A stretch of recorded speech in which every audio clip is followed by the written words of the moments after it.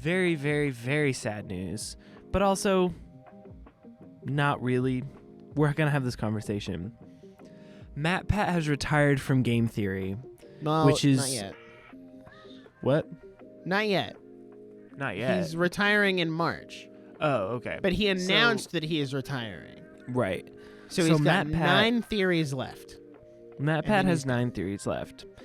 And honestly, this is very sad because a lot of us really grew up with game theory and with Yes, MatPat, sir. and he just really made a lot of he made what I would argue to be some of the best content that YouTube has seen. Some of the most popular, some of the highest quality, some of the most effort that has gone into content has been from him. So, that being said, it's kind of bittersweet because on one hand, I'm like, dude, I really grew up watching him. I love a lot of his stuff. He is a really passionate creator who consistently puts out insanely high quality, well thought out videos. But on the other hand, he's been doing it for so long that I'm kind of like, go get your rest, King. Like, you deserve to go to bed. And he's still working behind the scenes of game theory. So game theory is not done, but he's not the host anymore. And Right. So it's bittersweet, but we still have the legacy of videos he left us to go back and watch. Right. And we're kind of in this weird point where a lot of really OG YouTubers are starting to retire. So MatPat, Stampy Longnose, Captain Sparkles is talking about it, Dan TDM is talking about it, and all of these really, and there's a ton more that I just don't have time to mention, but we're kind of entering a new era for YouTube in the sense of YouTube has been around long enough for people to retire. We haven't seen a lot of retires before this because it hasn't been considered a career long enough to have people need to retire from it. And so it's interesting, and this is partially nostalgia driven, but I'll say something about that in a second. But that era of YouTube with the Game Theory, Captain Sparkles, Dan TDM, Stampy Longnose, all these OGs was, I don't know if I want to say a better YouTube than what we have now, but it was a different landscape that felt way more genuine. And so YouTube now is feels very disingenuous, and it feels very clickbaity, and it's very, how many views can I get? How many clicks can I get? What can I say that's shocking that I can put on a thumbnail that's going to get 1 million views and cause controversy, and then this and that. And there's been a lot of different YouTuber controversy over the years. But back in the day, YouTube used to be fun. It used to be oh, let's play this game. Let's play Minecraft, this and that. And there was still drama. But I feel we're kind of seeing that era kind of shift. We're fully moving out of that era of those classic Minecraft YouTubers are starting to have kids and retire, and they're not these 22-year-old newly married dudes that just like playing Minecraft. They have their own lives and they're getting older. And so when actors retire, when Owen Wilson retires, I'll be man, Owen Wilson. But these people were so genuine and so personal in doing their content, you feel it so much more. Right. You really feel MatPat leaving because he personally did all of that, and you watched it and you supported him. And so I feel YouTube is going to have to establish some big creators, but it's kind of in a weird spot where there's everyone is doing YouTube now. It's so accessible that there's 1 million YouTube channels that have so many subscribers that there's not really a big YouTuber anymore other than Mr. Beast and a few other that's ones. what I was gonna say.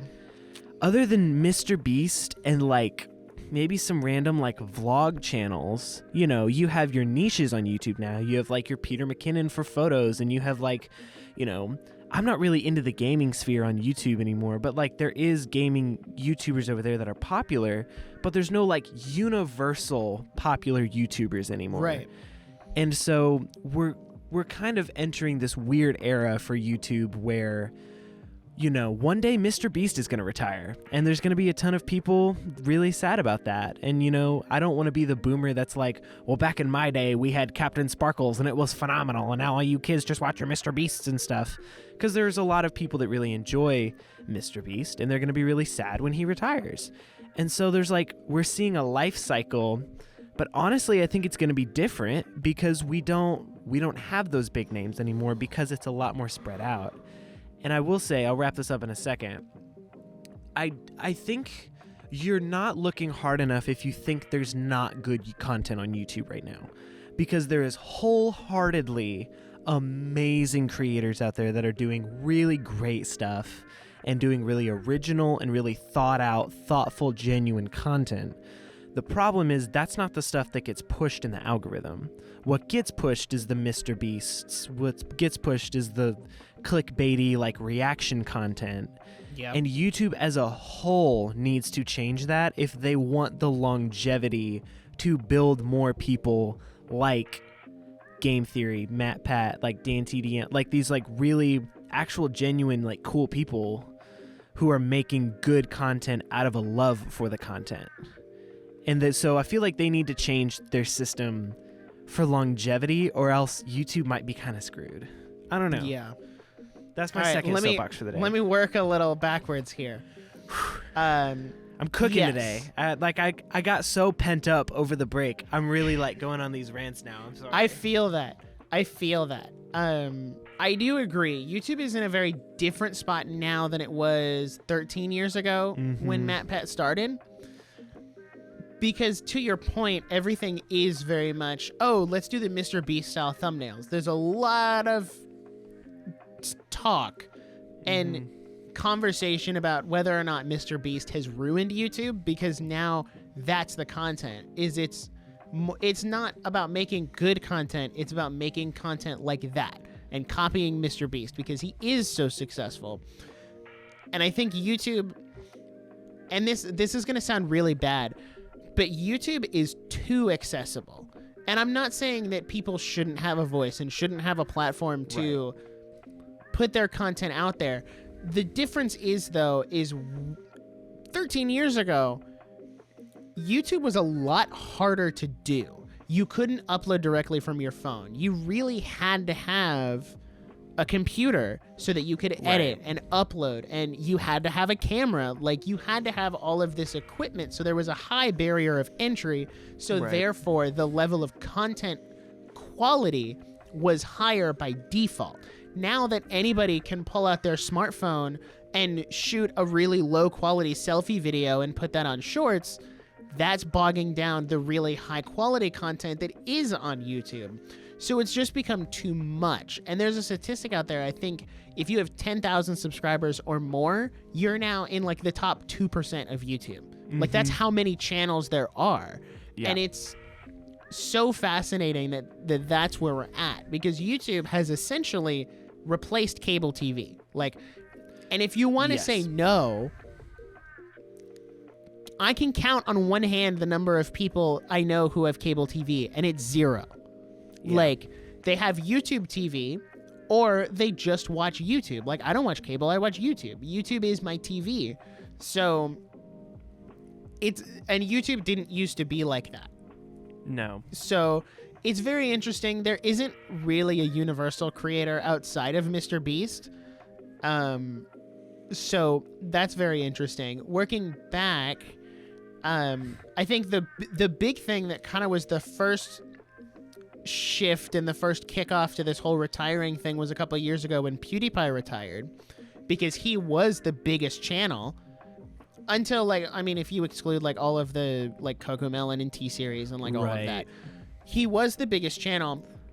And then he just said, you know, I've been doing this for so long, like, I want to be able to spend time with my wife. Like, I want to just take a step back and live my life, because I've made my money on YouTube and that's what I want to do. And he retired, but he still makes videos. So everyone's like, well, did he really retire? Yes, because if you look at his channel now, he uploads like every 2 weeks, once a month. Like, Whenever sometimes there's a spurt where it's like every week and then he doesn't upload for 2 months. Like, he just had a kid last year, so he made a video saying, hey, the videos are going to slow down much more because I want to be very present and be very involved in my kid's life. And I 100% respect that. Yeah. Because you're never going to get to the end of your life and be like, man, I wish I made one more YouTube video. Dang. But you will get to the end of your life and say, I wish I spent more time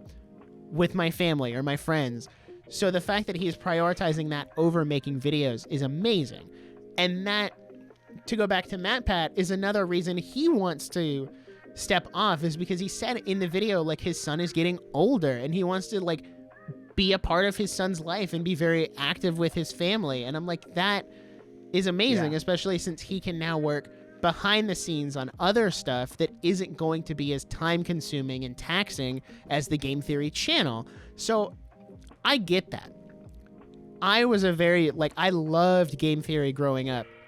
Game Theory was the only reason I could somewhat tolerate FNAF was because I was watching those videos and using it to understand the lore so that I would be less scared, which didn't work, but the lore was really cool.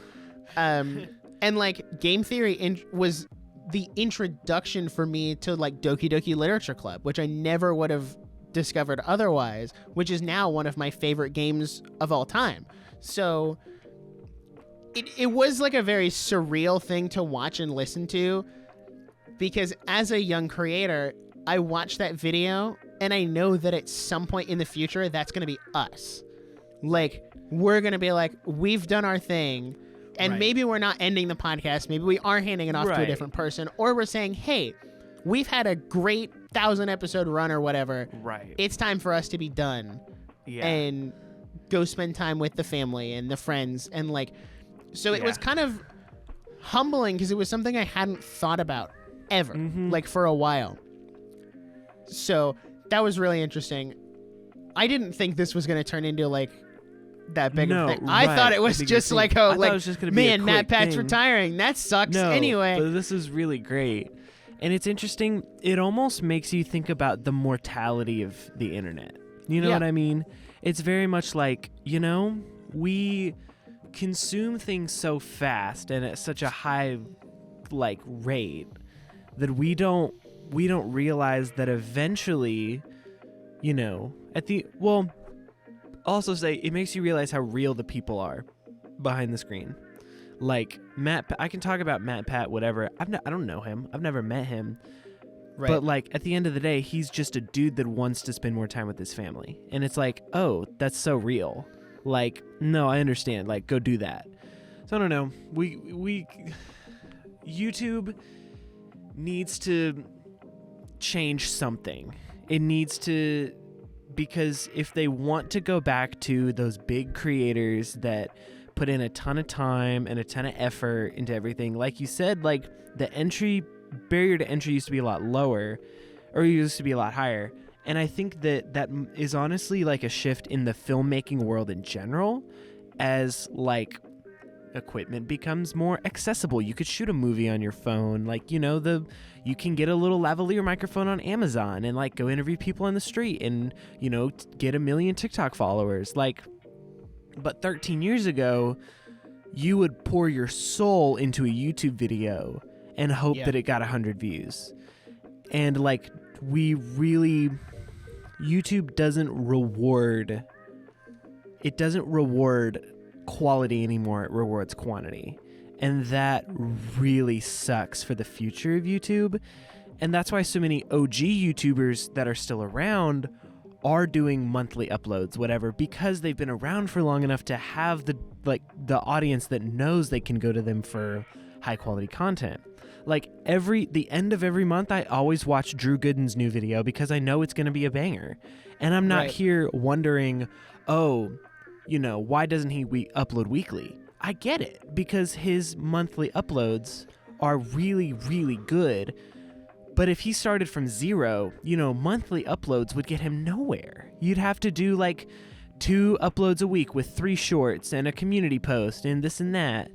But like, I think about creators like Brian David Gilbert, who was on, he was on Polygon for a long time, did Unraveled. He uploads a video like once every 3 months. And it's usually something like long about him cooking a breakfast sandwich. And then it's just like, but it gets 500,000 views because he built that platform over so long that he has the longevity. So I don't know. There's a lot to break down here. We could do an entire episode on. But YouTubers are retiring, and it's not a bad thing. We just need YouTube to fix the system.